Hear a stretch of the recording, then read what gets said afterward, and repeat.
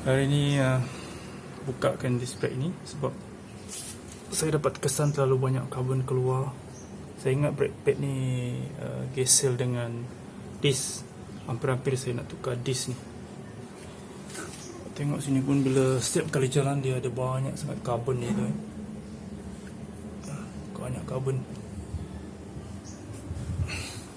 Bila kita pusing ada boleh dengar geseran ni.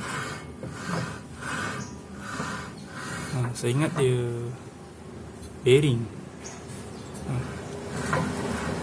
Kita tengok.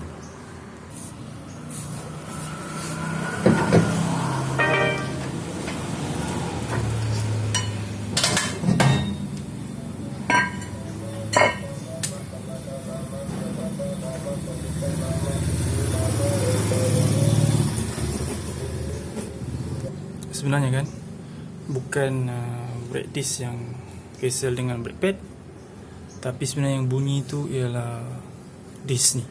Apa ni? Handbrake punya ini dia gesel dengan sini.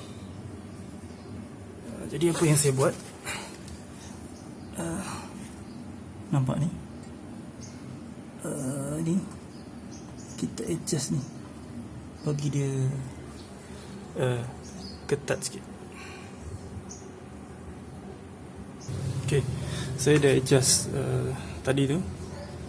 Kita tengok sudah tidak ada bunyi di situ Tapi sebelum tu kita kena check handbrake juga. Saya akan check handbrake sama ada dia melekat. Okay, dah check handbrake. Handbrake okay, dan kita boleh tengok tidak ada lagi pusingan di situ tidak ada lagi geselan. So saya selamat dengan nak tukar ni. Mula-mula saya nak skim dengan harga 130, dan suspek yang kedua hari itu saya nak tukar dia punya bearing. Jadi alhamdulillah kita dah save duit di situ. Begitu juga dengan sebelah. Di sebelah ni pun sama.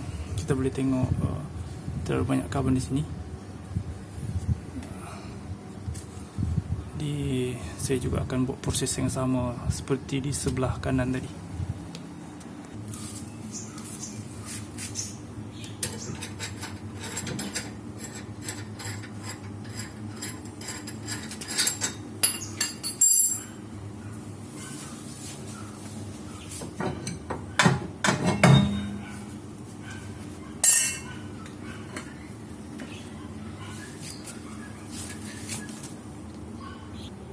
Untuk proses adjust ini tadi, kita jangan terlalu adjust dia maksudnya terlalu rendah. Kita buat kesian sama ada bagi dia ringgang sikit. Sebab kalau kita terlalu tarik dia macam ni, ini akan membuatkan kita terlalu, maksud saya handbrake ni kita terlalu angkat dia tinggi. Jadi kita adjust ni ikut kesesuaian. Agak-agak dia jangan gesel di sinilah, macam bunyi yang saya cakap tadi tu.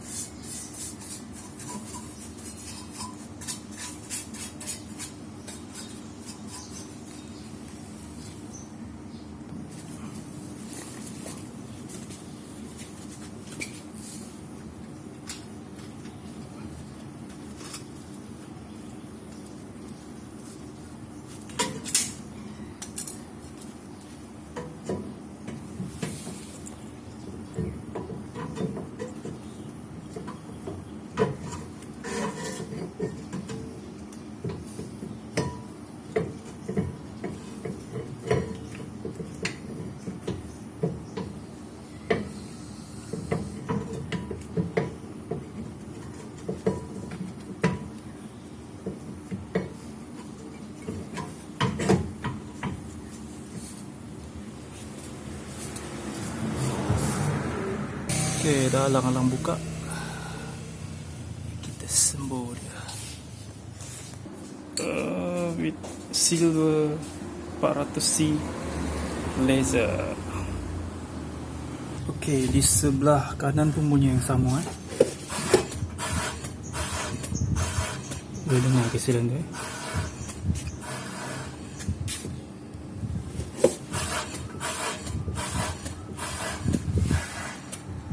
Okey, kita akan buka yang ini.